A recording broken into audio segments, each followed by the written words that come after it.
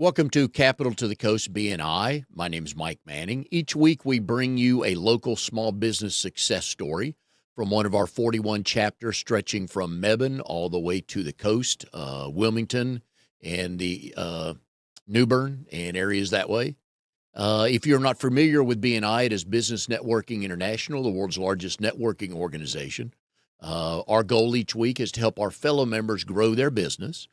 And our local small business success story this week, we've got a treat for us, folks, because we have a professor on the call here.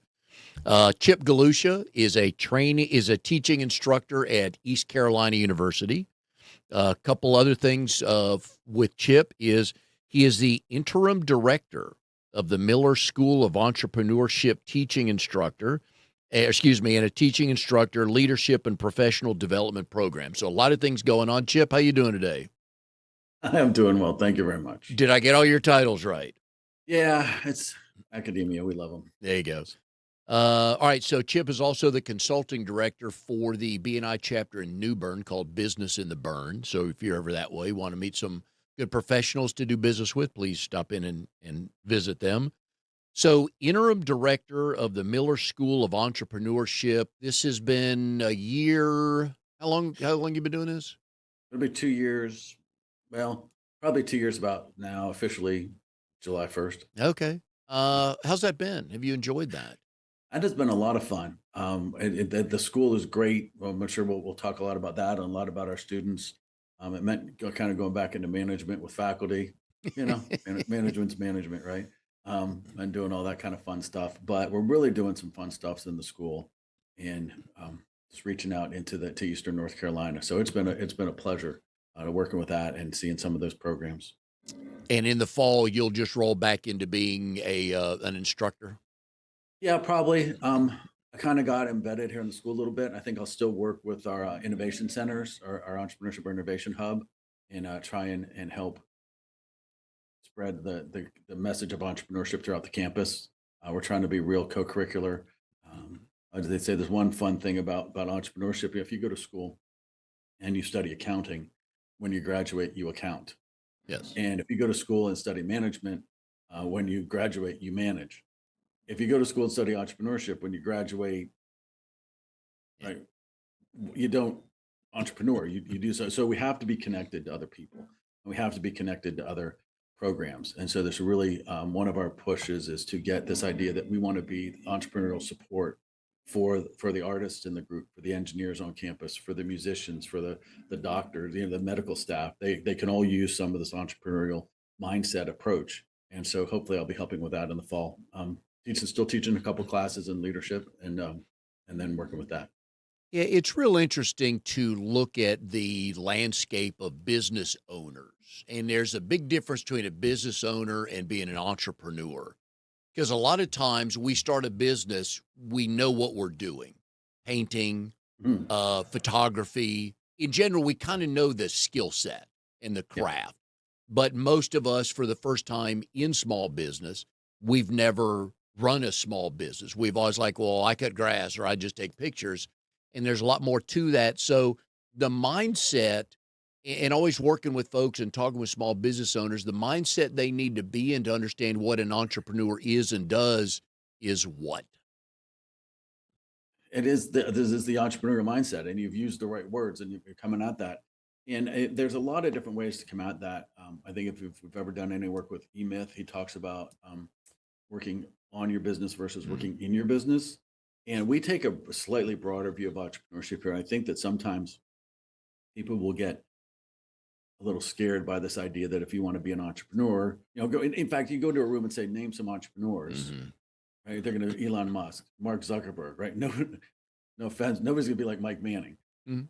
but Nope. but you are, and just as much as they are. And then, in fact, my argument is that Mark Zuckerberg and Elon Musk are no longer entrepreneurs because they're running billion-dollar companies with these huge support staffs. So we take a broader view of what an entrepreneur is. And sure, it involves finding something that's never been done before and creating it, but it also involves small business, family business, Mhm. and it also involves corporate innovation. And so there's an entrepreneurial mindset that we embed in all of our classes and on how we help our students to this idea of I'm going to really want to see a problem and I'm going to solve it. And every day we walk through life, we trip over problems and we always think, man, I wish somebody would solve that somehow. I wish somebody would fill in that pothole, or I wish somebody would figure out a way to make, this process work easier. And the entrepreneurial mindset says, well, maybe I'll be the one that figures that out. And so it doesn't matter if it's raising 30 million billion dollars to do a thing or going to family and friends for $1,000 to start something that solves a problem. And so it's that mindset that really becomes valuable to folks. And there are any number of businesses that, yeah, you're absolutely correct. Well, maybe I just need to make some money, so I'm just going to mow some lawns. Mm. And so you go out in your lawnmower, but you don't think of yourself in that entrepreneurial way, when in fact that could be the kernel of something to start out that becomes a lot larger. It's a question of how you think about it. Is it planning that we miss out on, and we just, like you said, just start cutting grass and I'll see where it takes me? Yeah, and we get into the idea of it's the doing. I'm just going to go do this thing, and I don't think of it as a business. There are an amazing number of these, and my stats are a little old, so I'm not going to rattle off the percentages, but a whole lot of businesses in the United States are small businesses. Now, Mm. the SBA says that's 500 people or less. So, you know, we like to think about the Carolina Hurricanes are a small business according to the SBA, but we might not think of them that way. Mm. But of those small businesses, which employ the vast majority of people, then a lot of them are owned by folks that are 55 and older. So there's this silver tsunami that's happening as people retire out of these small businesses. The trick is a lot of them just, I'm a plumber, or I'm a carpenter, or I'm a landscaper, and I have a truck or two trucks. And then when I get done with my business, I just sell off my lawnmowers and I sell my trucks and I retire. It's a thought process of thinking about that as a business that has goodwill, it has value, and that business could be sold to somebody else, which does a lot better for the person retiring, and it also perpetuates these small businesses. And we look at that a lot throughout the county, the 39 counties that we work in Eastern North Carolina to help succession planning. So to your point, it's thinking about it like it's a enterprise, like it's a business. I have succession planning. Who's going to do this after I do? Are there new markets I can go after? Can I, maybe you've just done it for 30 years. You're done with it and you want to move on. You know it could do better, but sell it to somebody younger. Spend 6 months or a year mentoring them, and then see where it goes from there. So it's a way of thinking about it that really matters. Yeah, and a lot of things that I see with new small business owners is their approach of themselves and the image of their company. Like, do you have, let's say you're a tradesperson, whether it's HVAC or painting or whatever, do you have on a professional collared shirt? Mhm. When you Mhm. walk into my house, do you put those little booties on your shoe or Yeah, take your shoes off so you don't track stuff in? But just little things like that. Is your truck clean? If yeah. I see you working with your equipment, is it relatively clean? And just the image that to start to tell people, this is not a hobby for me. This is a business. And I think we miss that sometimes. I think we do, and at any size, I think you're right. It doesn't matter. It just starts any size business, how you're going to approach it. And I'm not saying that everything has to become, huge. Yeah. Right? There's a great book called A Company of One, which has a lot to do with just controlled growth. There's nothing that says you have to get a fleet of trucks and be, the number one HVAC in the world. But you're right. I mean, the HVAC people I use, I've used forever. The first time I ever used them, like you said, they wore the booties. That when they the last thing they were done before they were done, they said, "Hey, where's your vacuum cleaner? Mhm. We're gonna clean up this dust." And I was sold. I mean, that's just it. They're just my vacuum. They're just my HVAC. And at the end of the day, that's what the consumer is buying, because we Mhm. can find everybody's competitor, take us about 20 minutes, probably have something set up for this afternoon, a phone call, a visit, something. And we forget sometimes as business owners, okay, Mike as the consumer, would I pay for that? Mhm. Oh, they're Yeah, late. They're good, but they're always late. yeah. In fact, I had a discussion with the university. We did a program. We had a whole bunch of high school counselors in, and we had an interesting solution for lunch that we all liked. It's alum, but it's slow service.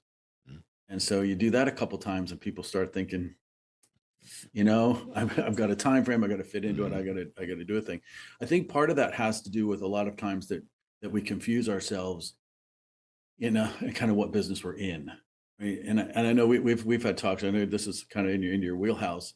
This idea that you're the product that you sell is not really what I'm trying to buy. I'm trying to buy a solution to my problem. Yep. You have one way of doing that. So I don't really a lot of times care about the speeds and feeds. I don't, the business schools way back, right? Hardware stores don't sell drill bits; they sell holes, right? I need a quarter-inch hole in this board. I give you a drill bit, you give Yeah. me a woodpecker. I don't really care because the mechanism of how I get there. So we get caught up in our solution. Oh, I have this great whiz bang technology. I can do all of this stuff. That's just fine, but that is a means to an end. And it's that end that we have to keep our mind on. So the customer experience is important. Absolutely. Yeah, and again, if more business owners would take a look at where they spend their money and then why they spend it there, I think they'll apply some of that logic or mindset to their business and understand that, okay, what are people really wanting to pay for? And that could be a maintenance plan on your HVAC unit that Mhm. we just tell you, hey, it's your quarterly maintenance check. We'll be over on Tuesday if that works for you. We should be there between 9 and 10 a.m. And then I'm paying for you to watch over my HVAC unit Right. and tell me when something needs to be done. Yeah, and that's the thing. The solution there is the maintenance program is an interesting way to do that. I think you could also do it other ways because the point of it is there a way I can pay less to be sure that my stuff's Mhm. working so I'm not going to pay more later? Yep. Maintenance plans are a great way to do that. There may be another way. I don't know. Mhm. But that's also kind of where the whole come back to the entrepreneurial thing. Find another way to do that or find a better way to do that and then go ahead. Then just don't get wrapped up in the fact that I have now created a better mousetrap and I'm ruling the world because there's always somebody else who's going to try and solve that problem too. Yeah. So the students that are enroll at East Carolina and they end up in one of your classes or in the School of Entrepreneurship, do they have a plan yet? A lot of them do, and that's one of the great parts about this program. It's very experiential in bringing businesses into the classes themselves. So we do a lot of casework and very little textbook work. So we have programs that a small business could maybe wants a marketing plan. Well, they can sign up and have their company as a class project, Oh, and they'll get a marketing plan out of it. So it's you have time or money, right? Do you need a marketing plan today? mhm. You may need to pay for it. Do you just need one eventually? Then there's a free shot at going into a class. And so the students will work with a lot of other students. We have one of our capstone classes as a senior is called New Venture Launch, in which they actually just launch a new business, and a lot of them do it for real. I think last semester we had $50,000 in sales in our classes just from new ventures that had been launched, and this is just money the students are taking in. Nice. So a lot of them come in with ideas. Um, some of them just come in and know that they don't want to do corporate Mm. 9 to 5 stuff. Some of them have an idea. We get a number of them that, my parents have a business and I'm coming to school. I'm going to learn this entrepreneurship stuff. And then eventually I'm going to take over the business. So we have a family business class where we talk about succession planning and the dynamics of managing a family business. Cause it's nice when it's like you and maybe you and your husband or wife or best friend have started a business, but now next generation is 6 kids or eight Mm. kids. And then the generation after that, right, is where most of them fail because you're into like 13, 14 kids. And how do you split that up and how do you make decisions? So there's managing the family business is interesting. So yeah, we do a lot of this kind of direct stuff. Some students say, I'm going to come in, I'm going to start this X business, I'm going to do this thing. And some of them are just looking for here's a good safe space to come up with some ideas, try some things and see who I can meet. Um, Are those students mostly coming from an entrepreneur family or background, or they just, I don't want to do corporate and I want to start my own? That would be an interesting question to have answer. I know that there is a significant amount that do have some because there's we'll see them at orientation. Their parents will be there like, well, I've got a marketing business and my son or daughter wants to be part of it. Mm. Some have fairly large businesses. So there is anecdotally a substantial amount. I think that in the other respect, it's just some students are looking at the world and saying, I don't know that I necessarily feel like, what we used to grow up with, 9 to 5 and 30 years in a gold watch is really Yeah. the way things are going to go. And so I want to take a little bit control of my own life and do that. And then that result of that is that, take a student that goes to this program, they're going to learn this entrepreneurial mindset. They're going to be able to work in teams because entrepreneurs are have to be consummate team builders. They're going to be able to think critically about stuff, and they're going to be able to understand and evaluate opportunities. And so really there any job would want somebody who has that skill set. And so it sets them up well for whether they want to actually find a bare patch of dirt somewhere and raise up a new business, or else they want to um, go into corporate innovation or a small business, or there's a relatively new field called entrepreneurship through acquisition. And they may want to buy a small business. So Mm. they're really set up pretty well for whatever they want to do. Do they do internships during this program? Yes, you can officially do an internship. Some of them will actually do that for credit. Some of them will just work with small business founders in their class projects. But yeah, we do offer internships with small business or small to medium sized businesses throughout the area. Or if you're from across the country and you've got something back home, you can do an internship there too as well. I would imagine some of the local businesses in the area would be wise to take advantage of things like this. Yes, and there are a bunch that do that. Um, through structured programs and just sort of they got the career center so they could call into the career center and say, hey, I'd like an intern Mm. to help with this. We do that. It's probably not as many students as just generally one would like, but we do have a significant portion of the students who go out and do the internship. The other interesting part about entrepreneurship is a lot of them are going out and doing their own thing too. So I'm not going to tell a kid who's out there starting that they're running through the first rounds of starting up their own business and doing some things that they need to stop that and go work for somebody else as an intern. So they're doing some of those self internships, if you will, where they're testing out their ideas and they're trying to get sales and they're trying to refine that. So there's a little bit of both, but it's definitely a real world experience either way you look at Very nice. What are some of the cool business ideas that some of the students have tried to start through your time there?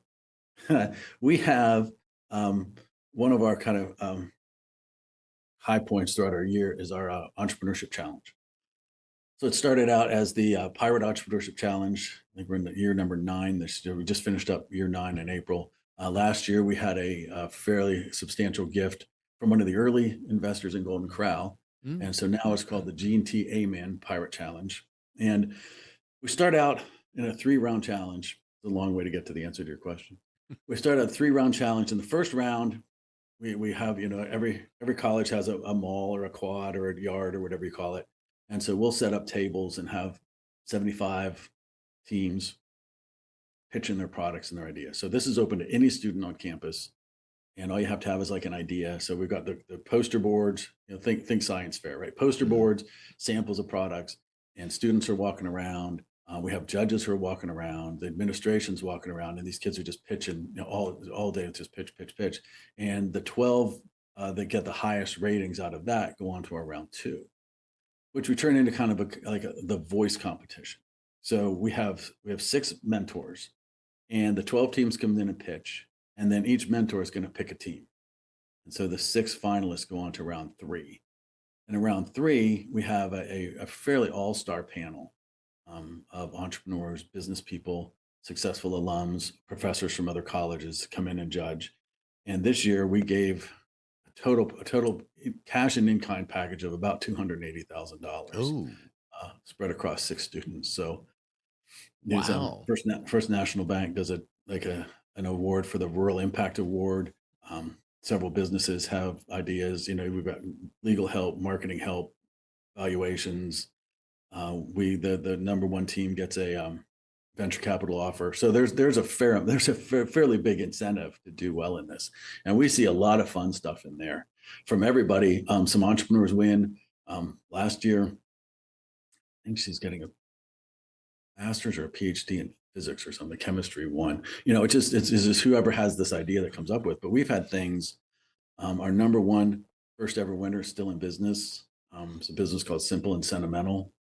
Started out doing like graphics, vinyl cuts on glasses.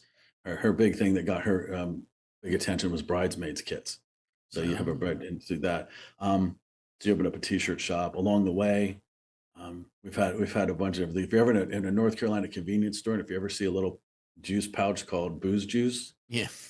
that came out of the Pirate Entrepreneurship Challenge. Um, yeah. And so we do everything from that up and through. We had a chicken and waffles food truck win one year. The student was launching that. 2 years ago, we had a concerted effort to help save horseshoe crab populations. So I don't know if you're aware of this, but horseshoe crab blood is used to test any injectable drug that's ever been made. Well, okay, slow down. It's horseshoe Crabs blood. crabs. Yeah. Okay. Yeah. So commercially, they'll go out and harvest horseshoe crabs. They'll bleed 10, 25% of their blood and throw them back. As I like to say, they don't even give them a Coke and a cookie. They just throw them back in.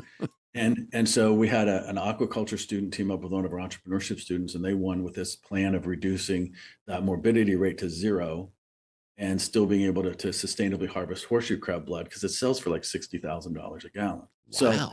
um, this year, our big winner developed an app. It's called Campus Cribs. It helps students and local landlords meet up for student housing. So it can just be, Yeah. if you're a surf fan, there's a product out there called Surf Stick, which is a new way of doing surfboard wax with this patent pending refillable applicator that came out of the Pirate Wow. Challenge. Um, then we just doing some fun stuff. They didn't win, but I kind of wish they did. We had a company 2 years ago called Dude Trips, right? Because apparently dudes are bad at planning trips. Yeah. So Yep. fundamentally they set up a travel agency, but they market it as dude trips, and they'd be like, you and your college buddies want to go to Manitoba and hunt elk, or do you want Yeah. to go whitewater rafting, or and then they set that up, and that was kind of one of those perfect examples because they didn't win, but they made $24,000 that semester. So Wow. yeah, so there is just a number of ideas, everything from clothing lines to prosthesis to we had a new kind of dog harness, leash harness last year. So all kinds of stuff that comes out of this. So yeah, Wow. And some of those, I mean, there's some research and development going on. oh yeah, Oh, yeah. man. There you get the first, you get the guy that had an idea last Tuesday, and then you get the people that have been working on this for years and really kind of in it to win it. So we had one. We have a rule that if you finish in the top three, you're kind of done. But if you finish outside of the top three, you can come back the next year. And it's interesting to see how the business models change. Mhm. We had one student was doing a called Kid Fit, which was basically a kids CrossFit kind of idea, and it started out kind of. And I'm kind of speaking out of turn for it, but it felt like it started out like if you're in CrossFit and you need something to do with your kids or whatever, you could Yeah. then they go to Kid Fit and everybody exercises and it's all good. Over the course of the year between the two challenges, she had morphed her idea into a licensing kind of product where you could go to a school that didn't necessarily have a PE teacher or enough staff, and you could have a teacher like get certified as a kid fit instructor, and then they would send out monthly curriculum. This is Wow. what you need your kids to do, and they would research that, and they had pediatricians on it, nutritionists on it, and so they were providing this certified plan where you say, here's what you need to do this week or this month in your PE classes. So instead of just taking the kids out and saying, play kickball for 20 minutes, you could actually do something to help get kids moving and get them exercise. So that whole idea morphed from this idea of being involved with, and it's still kind of related to CrossFit in a way, but instead of being an in-gym thing for kids, it's now can be any school in the US who needs to do a little bit better with physical education can do it. So you can really see them dive in, the effect of the mentors you can see, and they'll come back and they'll morph. We have team names changing between the first and third round, so they're really working hard at it. Are you guys kinda on the forefront of this and the partnerships across campus as well that you talked about earlier? Yeah, there's a group. I mean, it's a small community, entrepreneurship schools. You go to conferences and we talk to people. and everybody trades ideas, but that's kind of the holy grail of really integrating the programs. Some of them sit just kind of maybe they have a center that just sits outside of campus. We have a bachelor's degree, we have our center, and we have an innovation hub with a maker space. So if you need to come in and 3D print something or embroider something or whatever you need to do to get your prototype up, you can do that. Um, but our challenge is way out there in the lead, but then there's going to be some other schools that maybe do a little bit better at incubators than we do. And that's one of our next things we're working on. Once you start the small business, how do we get you to the next step so that you can continue out into the world and do it? Very nice. And I like the other part of what you do is in the leadership and professional development program is I don't think most small business owners and certainly brand new business owners, I don't think they see themselves as leaders at all. I think more times than not, they're just trying to hang on for dear life and pay the bills. Yeah, exactly. And that's one of the things that we talk about. And one of my personal soapbox, which I will endeavor to not get on here because I'm pretty sure you're time limited to something, is this idea that the popular press, if I may kind of generalize it, seems to have equated leadership and management. And I think it's a way of softening the blow, right? There was a time when, and some companies still do this, but there was a time when we moved from kind of labor management into like associates and team leaders. Mm. It felt like it was just softening that blow of saying, "Oh, you're not management, you're workers," which is ridiculous because we need both, and they're both important, and they don't necessarily do each other's jobs. And so this idea that we talk about senior leadership, and one of my least favorite phrases in the world is leadership team, because you don't get appointed to be a leader. You get appointed to be a manager, or you get hired to be the CEO Mhm. or whatever. But leader is within you. It's the kind of person that you are, right? Brene Brown says, "Who we are is how we lead." And so even these people that you're talking about who are just kind of fighting the day-to-day battle are big leaders. People look up to them, and they want to see how they're doing, and they want to help, and they want to be a part of that thing. So our leadership program, unlike a lot of universities, is available to every student in the business college. And when I say available, I mean they're required to take it. And it's just this idea that everybody teaches the same accounting, everybody teaches the same supply chain, everybody teaches the same of these curriculum. But if you're going to go out in the world and get the job and do what you want to do, there has to be something a little bit different, right? You're kind of selling yourself, if you will. And that has to do with this leadership program. And that you've been a leader in college, you were a leader in high school. You just don't think of it that way. And so whether it's a study group or a fraternity or a sorority or a sports team, there's all these opportunities to be this leader. And so it's important to understand what that means and how you want to address the world. So, yeah, we think it's a little bit differently about that too. Yeah, and I'm with you on that. It's yeah, just because you have a title doesn't mean you're a leader. I always talk about like if you're a service industry and you want to get into one of the nicer neighborhoods and you need to find the Pied Piper because the HOA may not let you in. Maybe the golf pro, may not be the golf pro, maybe the guy that runs the the cart shack, Yeah, or it could be the mom who volunteers on the PTA, volunteers on Little League, has no official title, but that's who people call because, right. hey, I know you've been doing this. Can you help? And so I'm glad you guys point that out because just because you have a title doesn't mean, just because you're department manager doesn't necessarily mean you're a good manager. They, like Yeah, you said earlier, they just need to fill the spot. But yeah, yeah, leaders show up in different ways. yeah, and we talk about that a lot. And if you want to go back and talk, kind of management philosophies, Henry Fayol back in the early 1900s was talking about managers being, planning, organizing, leading, and controlling. And so leadership and leading is part of that, but management has very much to do with, do we have enough people on shift tomorrow?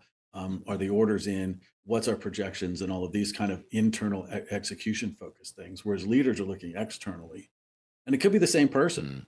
and it could be different people, and it could be you on any given day, right? Maybe every Monday morning you spend an hour thinking about, how's my company going? What's my week going to be like? That's your leadership time. And then you spend the rest of it in the trenches, mowing the yards or painting the houses or whatever it is. And that's fine. But they are just different. And they're both important, is really the kind of point we're trying to make. And you may have to wait to be a manager, but you certainly don't have to wait to be a leader. Yeah, and I'm sure you've seen different kids come through there, some, uh, vocal, not in a bad way, but more Mhm. outgoing, and then you've probably seen some real introverts that turned out to be pretty good leaders because people got to know them and, kinda like a few words goes a long way, things like that. Absolutely, and you kinda at some point have to tell, the people that speak up all the time, you may wanna dial that back a Mhm, little bit. And you tell the people that are the introvert or shy people is like, hey, step forward, right? Because those are behaviors and those are kind of that's the kind of person you are, but loud and gregarious does not equal leadership.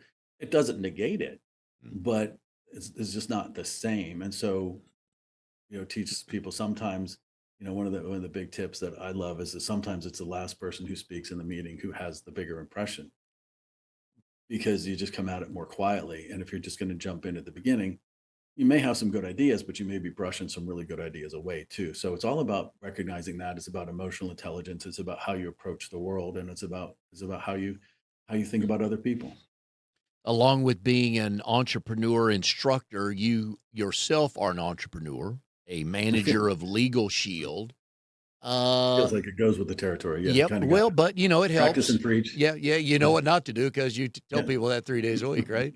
yeah, Uh, yep, how do you grow? Because with Legal Shield, we uh, never need you until we need you, and sometimes the time has passed and we never got you, and now we're in real trouble. So, how yeah, do you take off the professor hat and put on the entrepreneur hat and go out and grow a business? yeah. I do it through. Well, I mean, it feels like it's kind of I have to say this, but I do it a lot through BNI, right? I Mhm. mean, but that's the point, right? Is you have to do that networking. I like talking to people. I don't know that this is the kind of thing that works well with social media ads. At least Mm. not for me. This is about knowing people. It's about talking to people. It's about explaining what it is. It's about talking about inflection points in your life. Things need to be changed. And a lot of folks, the immediate reaction I get probably more than anything is like, I'm not going to commit a crime. Why do I need a lawyer? Mm. Right? Which is, and I get it. That's what you see on TV a lot. But the reality is that there's a lot of stuff in your life that you need to do that, and you need to get your will updated once a year. You need to, I know maybe something happens like you have another grandchild and something needs to be changed, and you've got a child that's about to get a driver's license, Well, and that works. And there's just so many of these things that make your life easier. And so in that way of saying, hey, for legit $50 a month, you can have somebody who can call mm, anytime. And it's like your doctor, right? Dr. Google doesn't always get it right. Neither does Google and Google Esquire law firm. And so you want somebody that you can call, you can ask a question. yep. It just makes sense to put that in your arsenal. Yeah, and a lot of times we don't plan on running into family issues. Mm-mm. Somebody passes, if somebody sells something or there's a big rift, and you know this, anytime money is involved, you learn a lot about a family. Oh yeah, yeah, and I think there's a lot of other stuff, and because of the fact that there is a perception that lawyers are expensive, if you're doing something small like being a rideshare driver or a delivery driver, or even honestly mowing your neighbor's yard, and then a rock flies out and busts the windshield on their Porsche, right? You, you just need to have that in your back pocket, and it's nice to be able to do it. That's not 300 $400 an hour, but it's make all the phone calls you want. But it's understanding that that goes in your pocket. I think we think of insurance, but we also think that insurance is mandated, so you don't really think about it. But it's an interesting thought experiment to say, if it wasn't required for you to have auto insurance when you're driving, would you? No, no. And then, but I hope you got like $50,000 in the bank to buy a Yep, new car when somebody hits you and it's not your fault, right? yep. Or and so that's what we see a lot of. It's the life changes that you need to go through, and it's also just the times when it's not my fault that the guy that ran the red light was also driving a white car and they thought it was me. So, it's just that for a reasonable budget amount to just have that safety. And there's nothing better in the world than telling somebody like, hang on, let me just call my attorney and I'll, Yeah. I'll call you back Oh, that'll change the conversation real quick, won't it? in a heartbeat.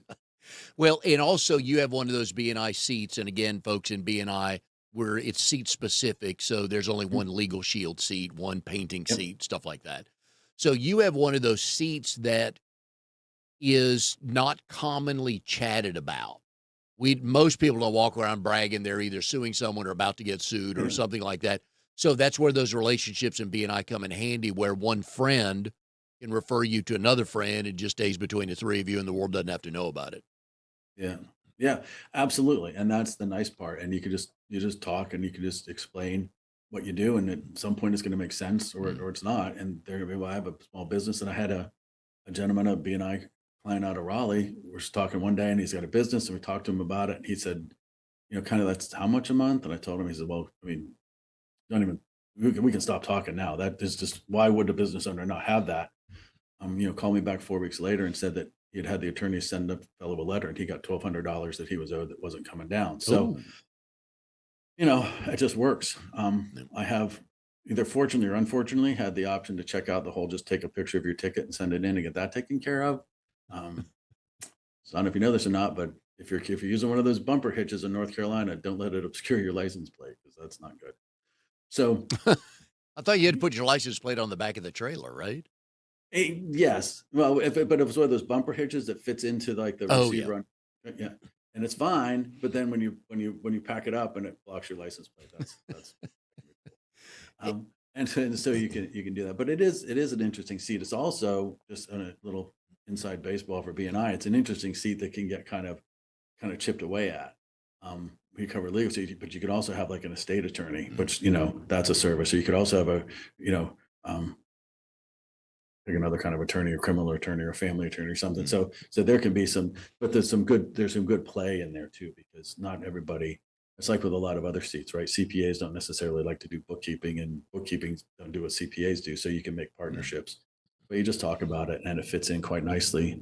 Um, it may be that the lawyer who's charging $400 or $500 an hour wants to have somebody he can refer to when somebody doesn't have $500 an hour. So Yep. it all works out, but it's a good seat. But that conversation bit, the chatting with people one on one, just explaining what you do, and kind of you're there when they need you.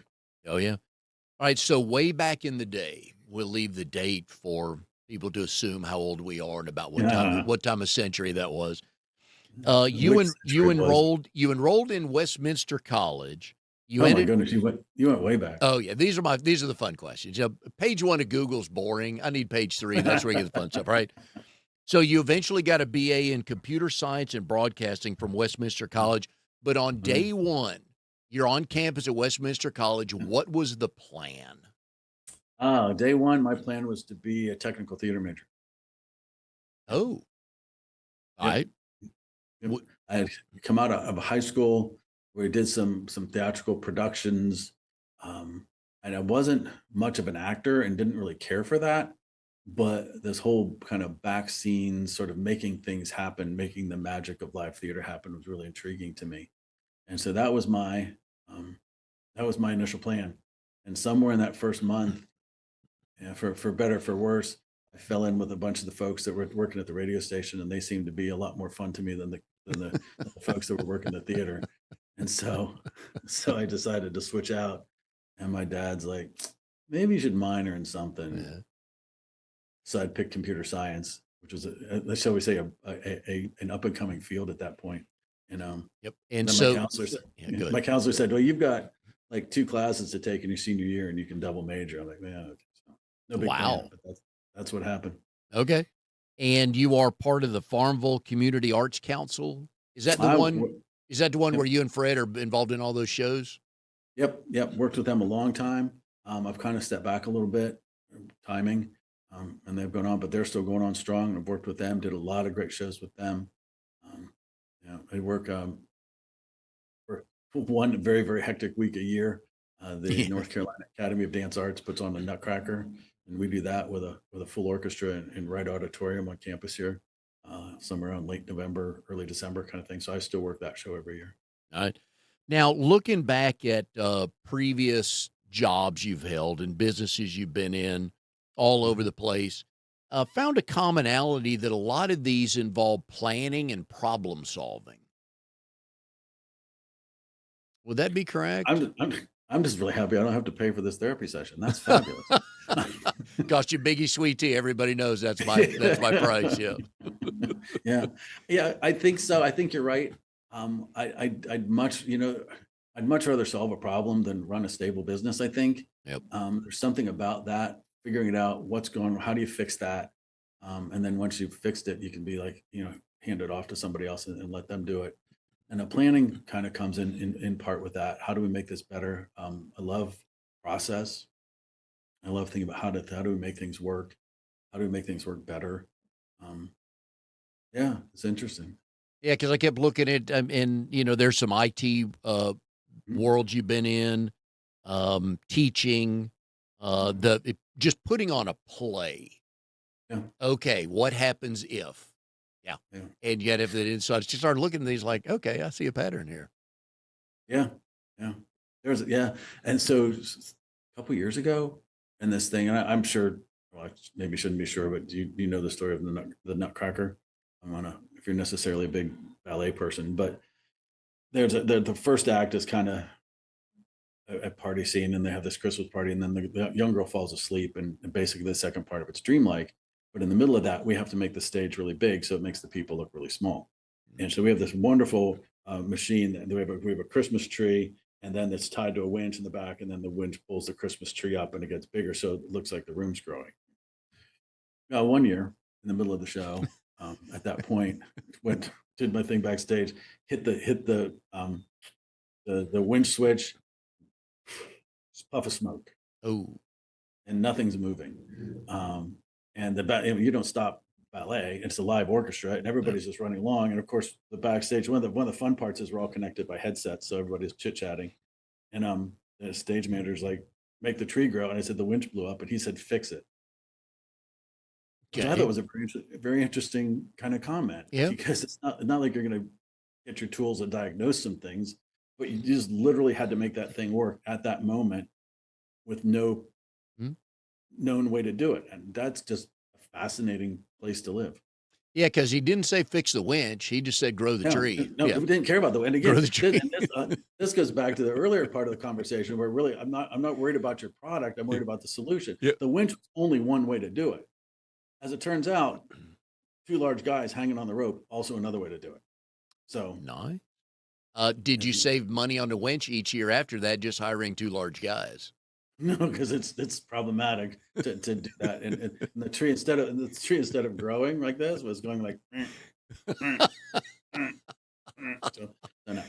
But then the worst part about it was we came in the next day and it worked perfectly, and it's worked perfectly ever since. Yeah. Did you get an attaboy for Johnny on the spot thinking? No, I got to do your job. Or You know, what took you so long, it right? was my job and I did it. And kudos, sir. All right. So we have a bunch of people listening each week. Some have businesses. Some are probably thinking of starting a business. Yes, by From an whom? entrepreneurial mindset, what kind of Mhm, things would you want them to answer or figure out if they have in place or anything like that? mhm. I think from that beginning, if you're thinking about if you want to start or if you think if you're contemplating that, I think the big thing to look at is what is it that you're doing. It becomes geometrically or whatever that algebraically whatever that phrase is harder if you're just trying to figure out something that would be a cool career. Mm. I think the bottom line is you really need um, to want to solve this problem. Right? And I know you're of the right age group. I say this in orientations a lot, and the parents always grin. But I always say this, hey, you know, check out this problem. I'll solve it. You Nice. know the rest of that lyric? Oh, yeah. I get it. Okay. And the So kids are so like, so "Why are all the parents laughing?" yeah. Yeah. So we do a little vanilla ice thing and it's fine. Yeah. But I think that becomes the thing you need to be really interested in solving that problem because you don't really know how you're going to solve it. And so if you become too enamored with the solution, you're going to lose your marketplace. Mm. Right? It's like all of the old companies in the oldie days that sold buggy whips to make horses go went out of business when cars came along. But if they had knew that they were in the business of making transportation go faster, they would have all become, gas pedal manufacturers. Mm. And so you have to keep that in. So if you've got something in your life that you're like, there's got to be a solution to this, and I'm going to find it. then that's the trick, because then people will, right? And there's a wonderful video on YouTube called The Shirtless Dancing Guy. And I recommend everybody goes and watches it, because that person who says this is a problem and I'm going to figure out a way to fix this and make people's life better, there's another person that comes along that's called the first follower. And that person says, "Oh, yeah, Mike Manning, he's got a great idea. I want to be a part of that." Now you become the leader because you now have a follower, but it's that person who's coming in to saying, "Great, what can I do?" And you have to be the person who's, "Fine, what's your skill set? I'm going to plug you in here." And then somebody else is going to come along and you plug them in this other part, and you hold that team together. So the entrepreneur really, in the way I think about it, holds the vision in the team and is the one who's going to, at the end of the day, say, "Yes, we've solved this problem." And it's probably not going to be in the way that you thought it was going to be solved when you began, Mhm. because that's up to the team. But you have to hold that vision, and you have to be the one who, somebody leaves because they get a better job offer. Great, we're going to still put this thing together. And if you're in it just because, "Oh, I thought this would be fun," or "I thought it'd be neat to write an app," or whatever, it's hard to keep the momentum going in that time. But if you are rock solid on, "I'm going to solve this problem somehow, some way," then I think you'll do okay. I think that becomes the important thing, and people and skill sets and investors and all of that are going to come and go, Yeah. but you're going to solve that problem no matter what. Yeah. And a lot of times solutions, and again, that's what consumers are buying. They're like Hmm. Chip talked about earlier, they're buying the hole in the two by four because that's what they Yeah. need. That can be in the time or the money category. So you are, let's say, let's go back to the landscaper, and Yeah. literally you cut grass and make lawns look beautiful. That's worth something to somebody because they don't have to do it. Right. That you just gave them time back. A, because they don't want to do it, which means B, they're probably going to be bad at it. And so don't think of, oh, well, I've got to invent something that people can Mm-mm. buy and use wherever. No, no, no. You can give people a lot of time back, and the right people will pay for that dearly. Absolutely. And you can do the math on it, which I always tell people is why I mow my own yard, right? Because it actually, if I pay the lawnmower, the landscape guy, then I'm actually losing money. It's based on what my hourly rate is. But it's, that's the deal. What do they want? And there are some people that just that maybe that's their meditation time when they're just pushing the mower or riding the mower around their Mhm. yard. Then you're not going to sell them landscaping services because Yep. it's not a good fit.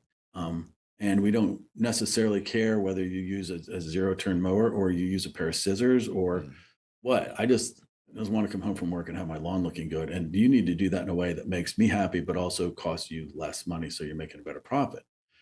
So yeah, I, it's keeping s- the eye on the big picture. yeah, yeah. Um, so what is there a website people can go to learn more about the School of Entrepreneurship and everything you guys are doing over there? There certainly is. Let me find out what it is because I should know it, but I don't. But you're going to go to ecu.edu. That is our main website. And then if you do /MSOE, ecu.edu/MSOE, that will take you to the Miller School of Entrepreneurship's website. Very nice. All right, so we've been putting Chip's phone number on the screen here. If you are a budding entrepreneur and you want to stay in state, give him a call. Okay. If you need Legal Shield help or don't know if you need it, please give Or, him a or, call. or curious if you need it. Yeah. Yeah. And you won't have to answer many embarrassing questions, but he'll let you know here's some ways that could help you. But please give him a call on that. Chip, always a lot of fun. Appreciate the stories, Absolutely. but more important than just the mindset of Mhm. entrepreneurship. You could have again, you could be a painter with two crews and be a wonderfully successful entrepreneur. Absolutely. Yeah. Absolutely. And in some senses, one kind of last shot, I think that there are a lot of places, especially in Eastern North Carolina, where we are. A lot of these towns would rather have that. Mm. I mean, it's nice if you can walk in and say, "Hey, I'm going to bring in 800 jobs." But the problem is that you're going to want tax incentives. And then when the tax incentives run out, you're going to take your 800 jobs and go somewhere else. But if you're two or three trucks in a crew and you're hiring 6, 8 people, and you put 10 of those kind of small businesses, now we're talking 80, 120 people have kind of life-changing jobs that are going to pass from generation to generation. I mean, I think there's a ton of value in that, and that's really what we like. It's where we're headed. Very cool. All right, Jeff, appreciate the insight into good stories, and we'll see Absolutely. everybody next time on Capital to the Coast BNI.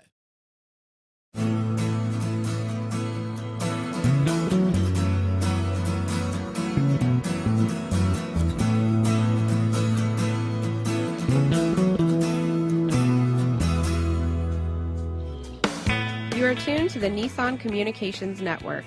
If you tuned in too late, you can always watch each program in its entirety or download an MP3 audio file of it in the archives section at nissancommunications.com. Don't forget to subscribe to our YouTube channel, follow us on Twitter, and like us on Facebook. Sponsored by StreamingGear.com and DeltaForce.net.